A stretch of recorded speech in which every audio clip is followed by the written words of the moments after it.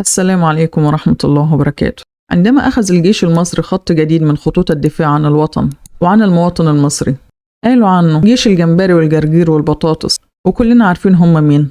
والدول الطماعة الكارهة لمصر والعرب افتعلوا الحرب الروسية الأوكرانية ليدمروا القارة الإفريقية بشعوبها وعلى رأسهم مصر، التي تعتبر بمثابة حائط الصد لقارة إفريقيا ودول الخليج العربي ضد الأطماع الاستعمارية الغربية الحالية وفي وقتنا الحالي وحتى في الماضي. أراد الغرب أن يدخل مصر والقارة الإفريقية في أزمة اقتصادية ضخمة طاحنة تؤدي إلى مجاعات وحروب أهلية بين الشعوب.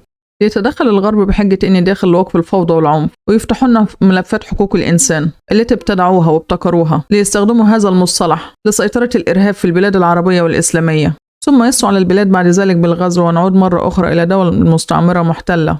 ويقتنص الغرب كل خيرات البلاد من البترول والمعادن وذهب ومياه وقمح وقطن ورجال وأطفال. يأخذوا جيوشنا يسخروا للحروب، ويأخذوا أبنائنا وأطفالنا يسخروهم للتجارب العلمية وانتشار المخدرات وحمل السلاح. ولكن رب ضارة نافعة. عندما ارتفعت أسعار الدواجن واللحوم في مصر، جيت أنادي على جيش وطني.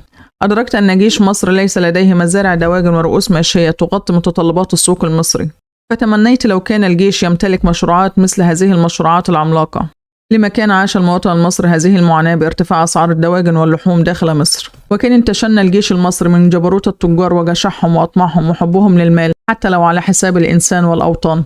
وأدركت وتيقنت أن مشاريع الجيش المصري قوة عظمى لمصر والمصريين، لأن موازنة مالية عالية للجيش تساوي قوة دفاع وهجوم من السلاح القوي للبلاد. وكلنا نعلم أن جيش قوي يساوي دولة قوية، ودولة قوية تساوي شعب مصان وليس مهان. حفظ الله الجيش المصري وكل جيوش العالم العربي.